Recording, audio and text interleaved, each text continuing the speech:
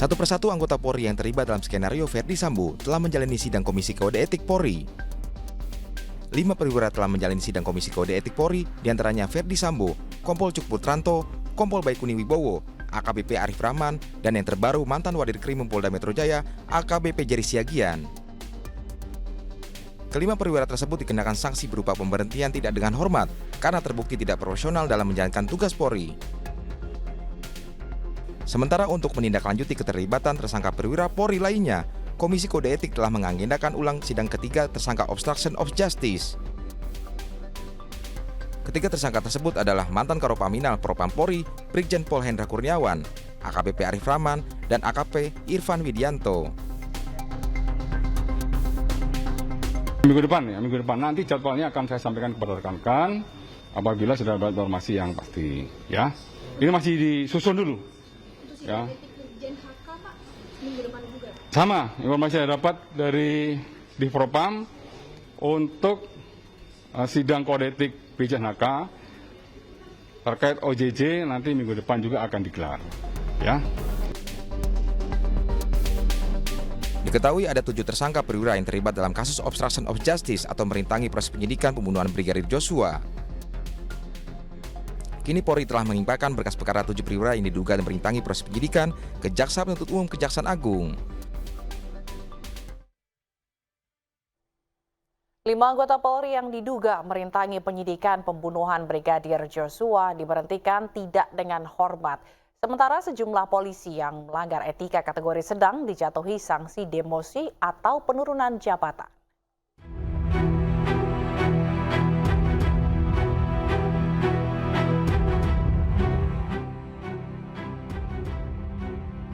Wakil Direktur Reserse Kriminal Umum Polda Metro Jaya, AKBP Jerry Siagian, diberhentikan tidak dengan hormat sebagai anggota Polri. Jerry dinilai terbukti melakukan perbuatan tercela terkait perintangan penyidikan kasus pembunuhan Brigadir Joshua. Atas putusan ini, AKBP Jerry mengajukan banding. Sebelumnya ada 4 polisi yang dipecat karena melanggar kode etik berat dan diduga melanggar pidana karena merintangi penyidikan kasus pembunuhan Brigadir Joshua. Di antaranya Kombes Agus Nurpatria usai menjadi tersangka obstruction of justice. Kemudian mantan Kadif Propam Polri sekaligus dalang pembunuhan Brigadir Joshua, Irjen Verdi Sambo. Lalu Kompol Cuk Putranto yang dinyatakan terbukti merusak dan menghilangkan alat bukti CCTV di depan rumah dinas Sambo. Dan Kompol Baikuni Wibowo yang diduga ikut menyimpan dan merusak rekaman CCTV. Sebelumnya, 7 anggota Polri menjadi tersangka obstruction of justice atau perintangan penyidikan kematian Brigadir Joshua. Mereka adalah Irjen Verdi Sambo, Brigjen Hendra Kurniawan, Kombes Agus Nurpatria, AKBP Arif Rahman, Kompol Baikuni Wibowo, Kompol Cuk Putranto, dan AKP Irfan Widianto.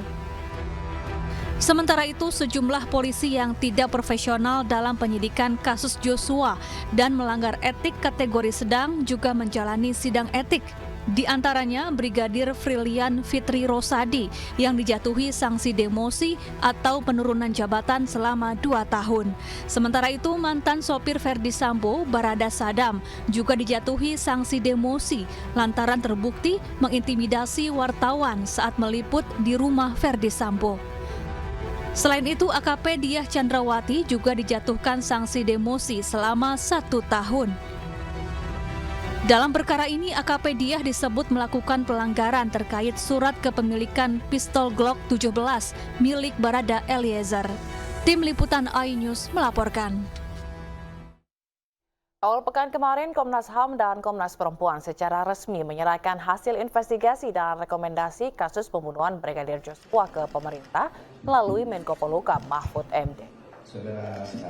Setelah serangkaian investigasi, pengumpulan fakta, data, serta keterangan sejumlah pihak, Komnas HAM menyimpulkan telah terjadi extrajudicial killing terhadap Brigadir Joshua. Dalam laporannya, Komnas HAM juga menemukan adanya tindakan obstruction of justice yang dilakukan para personel kepolisian sehingga mengakibatkan terhalanginya penyelidikan kasus pembunuhan Brigadir Joshua. Komnas HAM merekomendasikan agar Kapolri menyusun mekanisme pencegahan dan pengawasan berkala. Komnas HAM berharap dengan laporan itu hakim akan mengunci kasus pembunuhan ini sebagai pembunuhan berencana sehingga para pelaku bisa dihukum maksimal.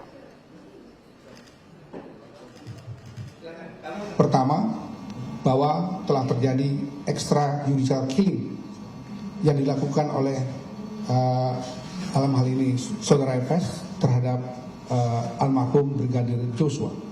Yang kedua, kesimpulan kami yang kami sangat yakin adalah telah terjadi secara sistematik apa yang kita sebut sebagai obstruction of justice yang sekarang juga sedang ditangani oleh penyidik maupun tim sus Mabes Polri. Dari dua kesimpulan pokok itu, maka kami percaya pengenaan pasal 340 yang dilakukan oleh penyidik itu dikunci oleh dua kesimpulan ini.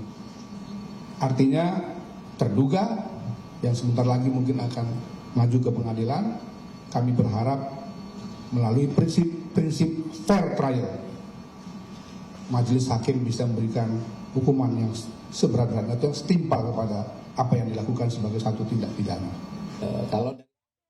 Informasi tadi sekaligus penutup breaking news kali ini. Jangan lupa saksikan iNews Malam. Saya Fazilah Kairunisa pamit undur diri. Terima kasih atas kebersamaan Anda. Selamat malam.